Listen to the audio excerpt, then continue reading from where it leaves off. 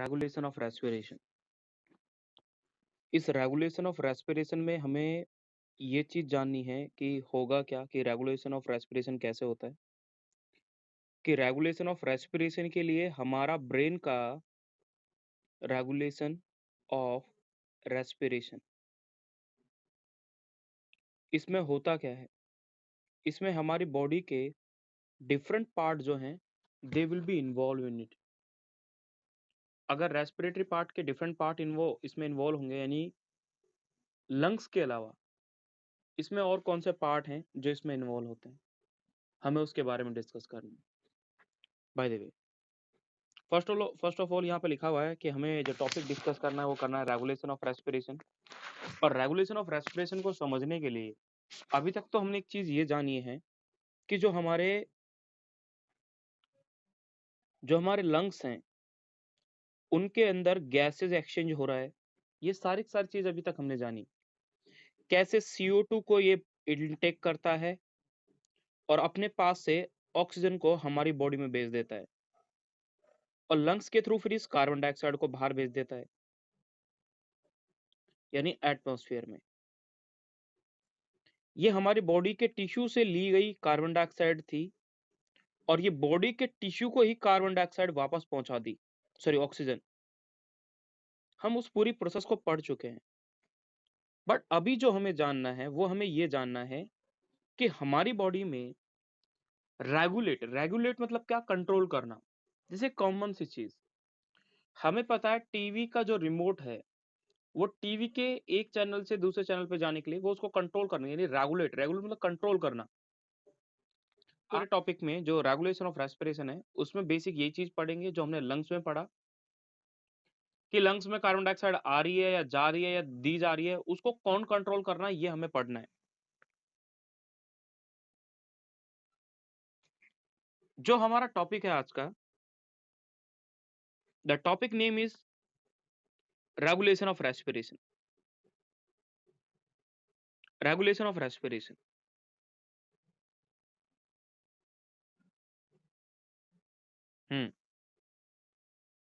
अब इसमें हमें रेगुलेशन ऑफ रेस्पिरेशन को समझने के लिए कुछ चीजों को जानना पड़ेगा, और वो क्या है वो हम थोड़ी देर में देखेंगे।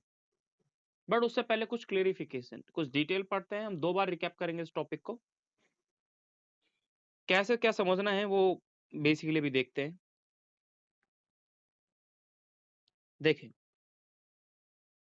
रेगुलेशन ऑफ रेस्पिरेशन यानी रेगुलेट करना, यानी कंट्रोल करना हमारे रेस्पिरेशन को, यानी सांस लेना और छोड़ना, या हमारी बॉडी में कार्बन डाइऑक्साइड, H2O, H+, इन चीज का ज्यादा होने पे क्या हमारा रेस्पिरेटरी सिस्टम काम करता है वो देखेंगे। लिखा है human being have A significant ability to maintain and moderate the respiratory rhythm। Respiratory rhythm मतलब क्या, आपने सांस ली छोड़ी, सांस ली छोड़ी, ये एक रिदम में चल रहा है, इसमें कोई डिस्टरबेंस नहीं है। ऐसा नहीं है कि आप सांस ले रहे हो फिर थोड़ी देर रुके हो फिर सांस छोड़ रहे हो, नहीं, आप ले रहे हो छोड़ रहे हो, ये regularly, that's a rhythm to suit the demand of the body tissue. जिस हिसाब से हमारे बॉडी के टिश्यू को डिमांड है, आप उस हिसाब से आपका जो रेस्पिरेटरी रिदम है वो मेंटेन है। जिनके फेफड़ों में कोई इन्फेक्शन होता है, लाइक जिनको कोई बीमारी हो गई फेफड़ों की, अस्थमा हो गया, इम्फाइजम हो गया, ब्रोंकाइटिस हो गया, कोई और टाइप की दिक्कत होगी, तो वो लोग तेज तेजी से सांसें लेंगे। इसका मतलब क्या है, फेफड़ों में कोई ना कोई दिक्कत है। तो उसके लिए हम ये बोल सकते हैं कि उसके लंग्स में कोई ना कोई इन्फेक्शन है कि वो इतनी गहरी गहरी सांस ले रहा है। ऐसा जरूरी नहीं है कि फेफड़ों में ही इन्फेक्शन है इस वजह से ले रहा है, और भी कुछ हो सकता है दिक्कत, उसकी वजह से फेफड़ों पे असर हो रहा है, और फेफड़े फिर आपको सांस लेते तेज सांस लेने के लिए मजबूर कर देंगे। लेकिन दिस इज डन, ये होता कब है, is by the neural system. हमारे ब्रेन का कुछ पार्ट है, वो ब्रेन का जो पार्ट होते हैं, यानी ब्रेन जो जिसमें इन्वॉल्व होता है उसको बोलते हैं न्यूरल सिस्टम। जिसमें ब्रेन और स्पाइनल कॉर्ड इन्वॉल्व हो जाती है उसको बोल दिया हमने न्यूरल सिस्टम। यानी हमारी बॉडी में कार्बन डाइऑक्साइड, ऑक्सीजन, या फिर हम बोलते हैं, एक सिंपल वर्ड में एक लाइन बोलूं, कि हमारी बॉडी के अंदर जो रेस्पिरेटरी रिदम है, जो रेस्पिरेटरी रिदम है, इस रेस्पिरेटरी रिदम को कंट्रोल करने के लिए रिस्पॉन्सिबल है सर न्यूरल सिस्टम। ठीक है जी, न्यूरल सिस्टम इसको कंट्रोल कर रहा है। दूसरी चीज, इसमें और चीज लिखी हुई है, a specialised centre that present in the medulla region. कुछ हमारे ब्रेन के पार्ट हैं, उसको बोलते हैं medulla region of the brain is called the respiratory rhythm centre. हमारा ब्रेन का एक पार्ट है जिसका नाम है मेडुला, उस रीजन को बोला जाता है रेस्पिरेटरी रिदम सेंटर। यानी आप प्रॉपर ढंग में सांस ले रहे हो, छोड़ रहे हो, ये सब कंट्रोल करने के लिए ब्रेन का एक पार्ट है जिसका नाम है रेस्पिरेटरी रिदम को कंट्रोल करने वाला एक सेंटर है जिसको बोलते हैं मेडुला रीजन। सर ये क्या है, थोड़ा देख लेते हैं। ये हमारा ब्रेन है सर, ये हमारा ब्रेन का पार्ट है। ये पूरा ब्रेन के इस पार्ट को बोलते हैं सेरेब्रम। ये जो बना रहा है, जिसपे मेरा पेन चल रहा है पूरा, यानी यहां से यहां तक पूरा का पूरा ये है सेरेब्रम। ये ब्रेन का पार्ट है। आप कैसे देख रहे हो, ये कोई पर्सन सामने खड़ा हुआ है, आप इसको बीच में से ऐसे ब्रेन को यू कट कर दिया, तो आप यहाँ साइड में से देख रहे हो, तो साइड में से देखने पे आपको ब्रेन का ऐसा रिव्यू दिखेगा। इस ब्रेन के कुछ पार्ट हैं, और यहाँ पे लिखा हुआ है पोन्स, ये भी रेस्पिरेशन में हेल्प करता है। इस पोन्स यानी लास्ट पार्ट होता है, इस पोन्स से भी ऊपर दो पार्ट होते हैं, एक बोलते हैं mid brain, pons and medulla. अभी इसको करेक्टली अभी आप देखेंगे, मैं समझाऊंगा डायग्रामेटिकली। जैसे यहाँ देखें, ये ब्रेन का पार्ट है। उस ब्रेन के ऊपर का जो पूरा पार्ट था उसको कट करके हटा दिया गया है, जो ऊपर ऐसे था उसको हटा दिया। हमें थैलेमस से भी काम नहीं है। ये ऊपर की साइड जो बना हुआ है सर, इसका नाम है मिड ब्रेन, ये इंपॉर्टेंट है। मिड ब्रेन के बाद आता है पोन्स, और पोन्स के बाद आता है मेडुला, और मेडुला के बाद जो मेडुला है वो जो है वो कंटिन्यू रहती है। ये जो स्ट्रक्चर बना हुआ है ये वाला सर, इसको बोलते हैं स्पाइनल कॉर्ड। अब आप आगे जब मैं आपको ब्रेन वाला टॉपिक पढ़ाऊंगा तो उसमें हम पढ़ेंगे कि सर तीन part, sir mid brain, sir pons and sir medulla. Sir इन तीनों को एक साथ में नाम दिया जाता है ब्रेन स्टेम।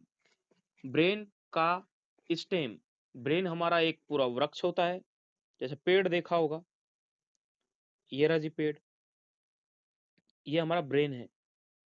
इस ब्रेन के बाद नीचे ये स्टेम होता है। ऐसे ही ये देखो ऊपर, ये पूरा ऊपर की साइड जो ये बना हुआ है ये पूरा ब्रेन का पार्ट है, मतलब ट्री है ये, और ये पूरा एक स्टेम है नीचे वाला। अब इसी टाइप से ब्रेन के कुछ पार्ट हैं, जिनमें से एक लिखा आपने mid brain, pons, medulla and spinal cord. इसके बाद थोड़ी देर बाद में हम इनको समझेंगे। अभी हम इसके बारे में बेसिक और देखते हैं।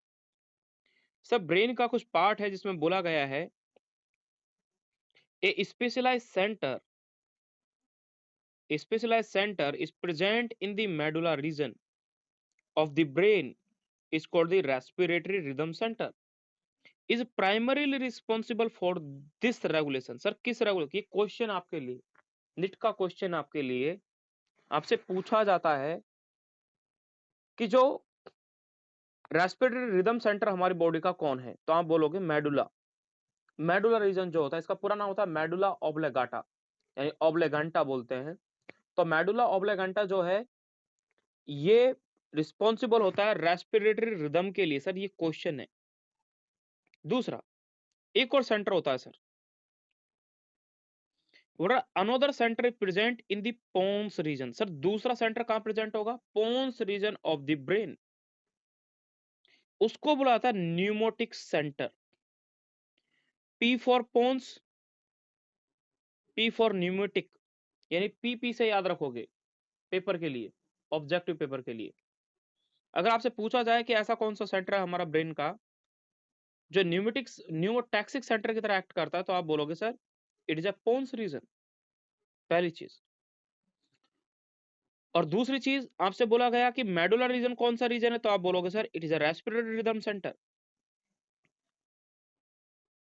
और कीमोटैक्सिक यानी sorry pneumotaxic centre can moderate the function of the respiratory rhythm centre. अब हुआ क्या सर, दो चीजें बोली गई। ये बोला गया है कि मेडुला जो है वो सर हमारे ब्रेन का एक पार्ट है, उसका नाम है रेस्पिरेटरी रिदम, ये इसको कंट्रोल करता है सर। लेकिन सर इस मेडुला को भी कोई कंट्रोल कर रहा है, इस मेडुला को भी कोई कंट्रोल कर रहा है, उसका नाम है सर पोन्स। ब्रेन का ही पार्ट है, ये ब्रेन का पार्ट है, मेडुला भी ब्रेन का पार्ट है। तो जो पोन्स है ये कंट्रोल कर रहा है मेडुला को, और पोन्स जो होता है ये कंट्रोल करता है न्यूमोटैक्सिक सेंटर। तो न्यूमोटैक्सिक सेंटर है हमारा पोन्स, और रेस्पिरेटरी रिदम सेंटर है हमारा मेडुला ऑब्लिगाटा, यानी मेडुला याद रखेंगे। अब मेडुला को कौन कंट्रोल कर रहा है, पोन्स कंट्रोल कर रहा है। यानी रेस्पिरेटरी रिदम को, इस रेस्पिरेटरी रिदम को कौन सा सेंटर कंट्रोल करेगा सर, न्यूमोटैक्सिक सेंटर कंट्रोल करेगा। अगर न्यूमोटैक्सिक सेंटर इसको कंट्रोल कर रहा है तो हम इस हिसाब से याद रखेंगे कि न्यूमोटैक्सिक सेंटर इज कंट्रोल्ड, ये कंट्रोल कर रहा है किसको, रेस्पिरेटरी रिदम को। अभी थोड़ी देर में आपने ये देखा थोड़ी देर पहले कि सर ब्रेन का ये पूरा पार्ट बना हुआ है, इस पूरे पार्ट में आपने एक चीज देखी कि ये रहा पोन्स ऊपर बना हुआ है, ये रहा मेडुला नीचे बना हुआ है।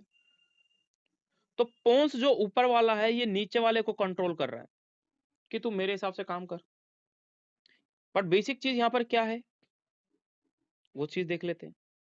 अगेन आई रिपीट, थ्योरी थोड़ा फास्ट पढ़ते हैं ऊपर से।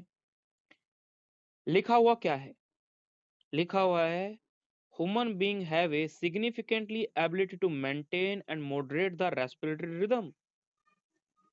जो हमारा ह्यूमन बीइंग है उसमें एक एबिलिटी है मेंटेन करने के लिए moderate and the respiratory rhythm to the suit the demand of the body tissue. जिस हिसाब से आपके बॉडी के टिश्यू को ऑक्सीजन की जरूरत होगी उतनी ही अमाउंट से आपका रेस्पिरेटरी सिस्टम काम करेगा। अब हो रहा है this is done by neural system. Sir इसको कंट्रोल कौन करता है सर, न्यूरल सिस्टम। किसको सर, रेस्पिरेटरी सिस्टम को। कैसे लिखा हुआ है, a specialised centre is present in the medulla region, brain का पार्ट है। Medullar region of the brain is called the respiratory rhythm centre, is primarily responsible for this regulation. This regulation मतलब क्या, respiratory rhythm centre जो respiration के लिए responsible होता है। ये पहली चीज पढ़ी, ये पहला पॉइंट पढ़ा जो इंपॉर्टेंट आपके लिए, आपको याद रखना है। दूसरा, another center is in the pons region of the brain is called pneumotaxic center, PNEO, P silent होता है तो NEUMO न्यूमोटैक्सिक सेंटर, तो P फॉर पोन्स और P फॉर न्यूमोटैक्सिक, ऐसे याद रखना है। Can moderate the function of the respiratory centre, respiratory rhythm centre. यानी रेस्पिरेटरी रिदम सेंटर को, रेस्पिरेटरी रिदम सेंटर को कंट्रोल कर रहा है कौन, पोन्स वाला, यानी मेडुला के ऊपर कंट्रोल कर रहा है कौन, पोन्स। एक बोला गया है a neural signal from the centre can reduce the duration of inspiration. जो हमारे ब्रेन के पार्ट हैं ये डिसाइड करेंगे आपको सांस कब तेज लेनी है कब स्लो लेनी है, and thereby alter the respiratory rate. Respiratory rate मतलब क्या, अभी आप बैठे हो, आप नॉर्मली सांस ले रहे हो और छोड़ रहे हो, तो हम ये बोलते हैं कि सर हम एक मिनट में, एक मिनट में 12 से 16 बार सांस लेना और छोड़ सकते हैं, यानी इंस्पिरेशन और एक्सपिरेशन दोनों कर सकते हैं, लेकिन 12 से 16 बार करेंगे हम। यानी बाकी किसी किसी ने 12 बार कर दिया, किसी ने 13 बार कर दिया एक मिनट के। जैसे आप सांस ले रहे हो छोड़ रहे हो, इसको एक मिनट तक काउंट करो, तो कितनी बार किया आप काउंट कर सकते हो कि हम कितनी बार कर रहे हैं। दूसरी चीज देखें, अब ये जो है 12 से 13 और 12 से 16, ये हमारी है रेस्पिरेटरी रेट, रेस्पिरेटरी रेट। इस रेस्पिरेटरी रेट में ये कम ज्यादा हो सकती है।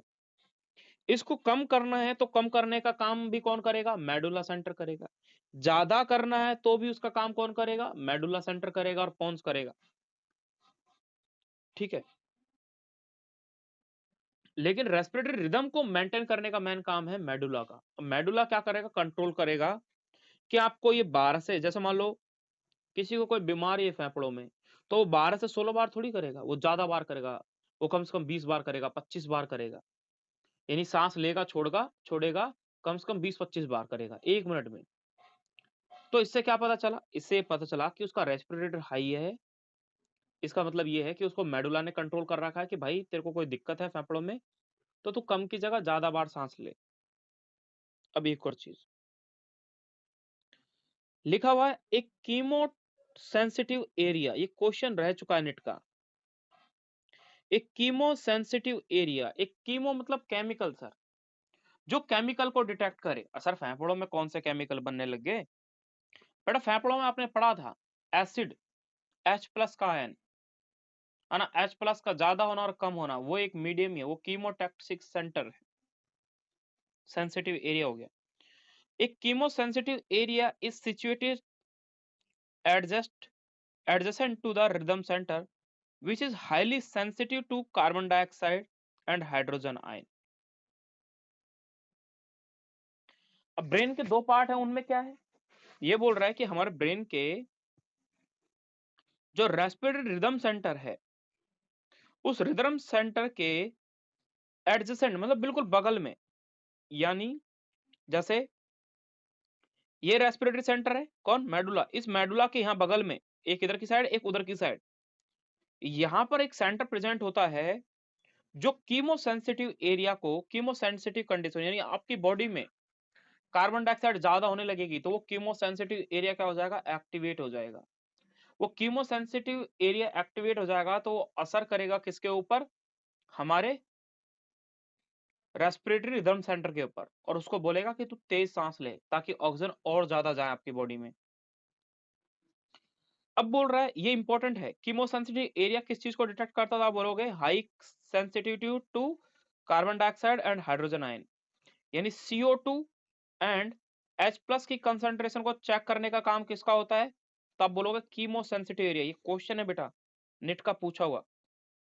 दूसरी चीज, increase in the substance can activate this centre. अब मान लो इंक्रीज दी सबस्टांस, सर ये कीमोसेंसिटिव एरिया कब एक्टिवेट होगा? तो हम बोलोगे सर जब CO2 और H+ की कंसंट्रेशन बढ़ेगी, यानी जब ये दोनों केमिकल की संख्या बढ़ेगी, जब ये बढ़ने लगेंगे तो हम बोलेंगे कि ये सेंटर एक्टिवेट हो जाएंगे।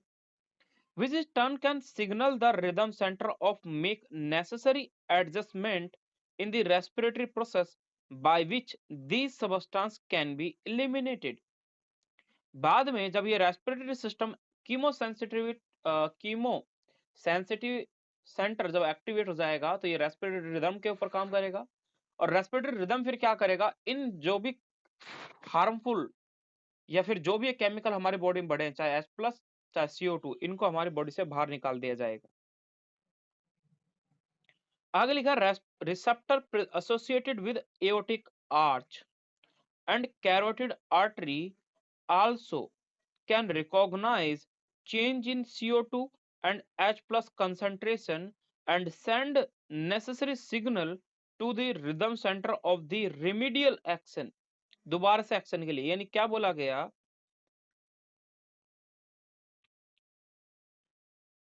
ये है बेटा एओर्टिक आर्च। एओर्टिक आर्च किसको बोलते हैं? हमारा हार्ट है ना, हार्ट, जो हमारा हार्ट होता है,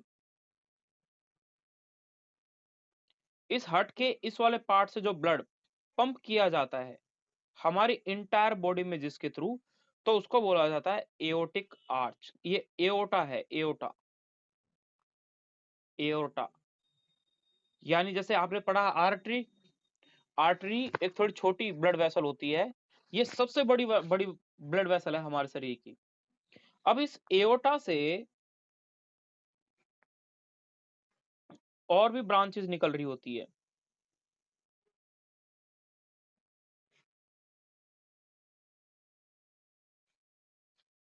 और भी ब्रांचेस निकल रही होती है।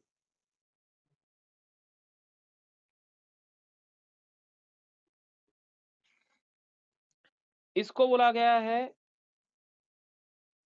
एओर्टिक आर्च, पहली चीज। दूसरा, इनको बोला गया है कैरोटिड आर्टरी।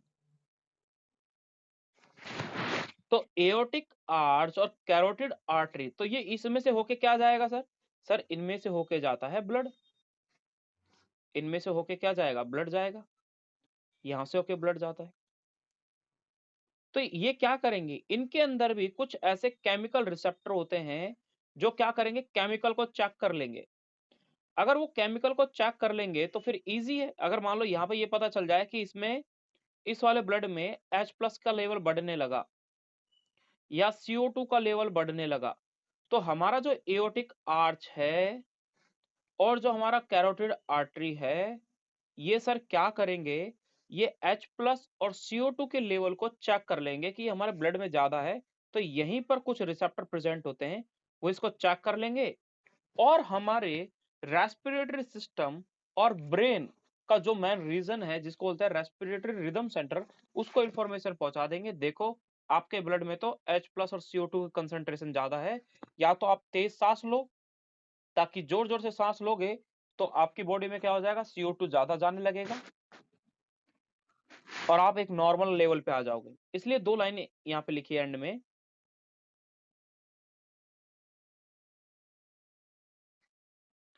लिखा था रिसेप्टर, रिसेप्टर बोलते हैं बेटा इनको। रिसेप्टर उसको बोलते हैं जो किसी केमिकल चीज को डिटेक्ट कर ले। Receptor is associated with aortic arch and carotid artery. Aortic arch यानी एओर्टा की जो आर्टरी होती है, एओर्टा की जो खून की नस होती है, उसको हम बोलते हैं एओर्टिक आर्च। और उससे जो ऊपर की ओर जो हमारे ब्रेन में जा रही है, जो आपकी गर्दन में होती है, काफी बार बताया होगा कि ये देखो, ये कैरोटिड आर्टरी होती है हमारी। is also can recognize a change in CO2 and H+ ion concentration। ये लाइन एज इट इज लिखी आती है क्वेश्चन में, नीट के अंदर, और ये 2 फिलिंदा ब्लैंक आते हैं, ये 2 फिलिंदा ब्लैंक आएंगे बस। ये इनका काम क्या होता है, ये हमारे बॉडी में किस चीज को चेक करते हैं, CO2 और H+ आयन कंसेंट्रेशन को। ये क्वेश्चन आ चुका है कि एओर्टिक आर्च और कैरोटिड आर्टरी का काम क्या होता है। आप बोलोगे सर इनका काम ये होता है कि हमारे बॉडी में रेस्पिरेटरी सिस्टम को H+ और CO की कंसेंट्रेशन को चेक करते हैं कि ज्यादा है कम है। The role of oxygen in the regulation of respiratory rhythm is quite insignificant। Oxygen का जो रोल होता है ना रेस्पिरेटरी रिदम सेंटर के लिए अंदर, ये बहुत कम होता है। अब सर इसको वापस समझते हैं, यहां आगे सर, हमारा जो ब्रेन है, उस ब्रेन का एक पार्ट है न्यूमोटैक्सिक सेंटर। ये राजी ये बना हुआ, ये न्यूमोटैक्सिक सेंटर है। ये लोकेटेड कहां था बेटा, पोन्स के अंदर। और यहां पर लिखा है एक एपन्यूस्टिक सेंटर, जिस जो लोकेटेड था हमारे का ही पार्ट। इसके नीचे प्रेजेंट है दो नाम लिखे हुए हैं। एक लिखा है डोर्सल रेस्पिरेटरी सेंटर और एक लिखा है वेंट्रल रेस्पिरेटरी सिस्टम। सर ये दोनों के दोनों जो पार्ट होते हैं, ये मेडुला रीजन के पार्ट होते हैं। मेडुला मतलब ब्रेन के, जो ब्रेन आपने पढ़ा है, एक पोन्स पढ़ा है और एक मेडुला पढ़ा। तो मेडुला के 2 पार्ट होते हैं, एक वेंट्रल रेस्पिरेटरी सेंटर और एक डोर्सल रेस्पिरेटरी सेंटर। सर ये मैं, आप ये तो बुक में है ही नहीं, आप क्यों पढ़ा रहे हो एक्स्ट्रा में। इस न्यूमोटॉक्सिक सेंटर से एक इंफॉर्मेशन आई, किसके पास आई, एक एपन्यूस्टिक सेंटर के पास आई। लेकिन बेटा ये अभी तक कंफ्यूजन में है कि ये सेंटर अभी भी प्रॉपरली है या नहीं है, ठीक है। उसके बाद हमने पढ़ा जो मेडुला है, उस मेडुला के 2 पार्ट हैं यहाँ पर। मतलब मेडुला के 2 पार्ट होते हैं, एक को बोला गया डोर्सल रेस्पिरेटरी सेंटर और एक को बोला गया वेंट्रल रेस्पिरेटरी सेंटर। तो आपको एक चीज क्या याद रखनी है, नेट के हिसाब से क्वेश्चन ही बता रहा हूं बस मैं इसमें, इसलिए मैं बोल रहा हूँ कि ये थोड़ा इंपॉर्टेंट है, और वो आपको यहाँ पे फोटो में भी लिखा हुआ है कि जो आपका डोर्सल रेस्पिरेटरी सेंटर है, इसका काम है इंस्पिरेशन, सांस लेने का काम करवाना। वो किसका है सर? डोर्सल रेस्पिरेटरी सेंटर का। दूसरा, वेंट्रल रेस्पिरेटरी सेंटर क्या कराता है सर? ये दोनों कराता है, इंस्पिरेशन भी कराता है और एक्सपिरेशन भी कराता है। ये दोनों चीज आपको याद रखनी है। इसमें बोला गया है कि dorsal DRG, dorsal respiratory group जो होता है रिस्पॉन्सिबल होता है सिर्फ इंस्पिरेशन के लिए, और वेंट्रल जो होता है ये सर दोनों के लिए रिस्पॉन्सिबल है। किसके लिए? एक्सपिरेशन और इंस्पिरेशन। ये चीज याद रखनी है। ये बेसिकली से क्वेश्चन है और कुछ नहीं है। हमारे ब्रेन में जो भी इंफॉर्मेशन है, फोन्स जो है वो इंफॉर्मेशन पहुंचाता है हमारे किसको? डोर्सल रेस्पिरेटरी सेंटर को, और इसको बोलेगा कि तेरे को तेज तेज सांस लेनी है, तो ये गहरी गहरी सांस लेगा। यानी सिंपल सी चीज है, मैंने एक बात बोली, समझिए उसको। मैंने बोला हमारा ब्रेन जो है, हमारी बॉडी में जैसे ही CO2 का लेवल इंक्रीज होगा या H+ का लेवल इंक्रीज होगा, तो हमारी बॉडी में जो न्यूमोटॉक्सिक सेंटर है ये क्या करेगा? इसको चेक करेगा, कंट्रोल करेगा। कौन से सेंटर को? रेस्पिरेटरी सेंटर को, रेस्पिरेटरी रिदम सेंटर को। अब रेस्पिरेटरी रिदम सेंटर को ये न्यूमोटॉक्सिक सेंटर जो है वो इंफॉर्मेशन पहुंचा देगा। अब ये जो पार्ट है ये मेडुला में प्रेजेंट है, और मेडुला में प्रेजेंट वाले पार्ट को क्या बोला जाता है? Respiratory rhythm centre. उसी को ही रेस्पिरेटरी रिदम सेंटर बोलते हैं। तो मेडुला के दो पार्ट हैं, एक वेंट्रल रेस्पिरेटरी सिस्टम और एक डोर्सल रेस्पिरेटरी सिस्टम। तो न्यूमोटॉक्सिक सेंटर के पास जो इंफॉर्मेशन आई वो किसके पास जाएगी? डोर्सल रेस्पिरेटरी सेंटर के पास। और डोर्सल रेस्पिरेटरी सिस्टम का काम क्या था? इंस्पिरेशन। अगर इसका काम इंस्पिरेशन है तो जैसे ही न्यूमोटॉक्सिक सेंटर यानी पोन्स ने काम करना शुरू किया किसके ऊपर? डोर्सल रेस्पिरेटरी सेंटर के ऊपर। तो डोर्सल रेस्पिरेटरी सिस्टम का क्या काम था सर? इंस्पिरेशन को बढ़ा देना। आप तेज तेज से सांस लेने लग जाओगे, तेज तेज से सांस लोगे, छोड़ोगे नहीं, लेते रहोगे। लेकिन सर अगर मान लो यही जो पोन्स है ये आपके कहाँ एक्ट करने लगा? ये जो पोन्स है ये आपके एक्ट करने लगा अब वेंट्रल रेस्पिरेटरी सिस्टम के ऊपर। और वेंट्रल पे एक्ट करा तो वेंट्रल तो भाई दोनों को कंट्रोल करता है, इंस्पिरेशन को और एक्सपिरेशन को। यानी वो पर्सन जोर जोर से सांस लेगा और छोड़ेगा अगर ये वाला सिस्टम इसके ऊपर वर्क करता है तो बेसिकली ये चीज याद रखना है। रेस्पिरेटरी में हमने यहाँ पर 3 सेंटर पढ़े, उन 3 सेंटर का आपको नाम याद रखना है। पहला रेस्पिरेटरी रिदम सेंटर, दूसरा एक रेस्पिरेटरी है, दूसरा है न्यूमोटैक्सिक सेंटर, और तीसरा है आपका कीमो सेंसिटिव सेंटर या एरिया।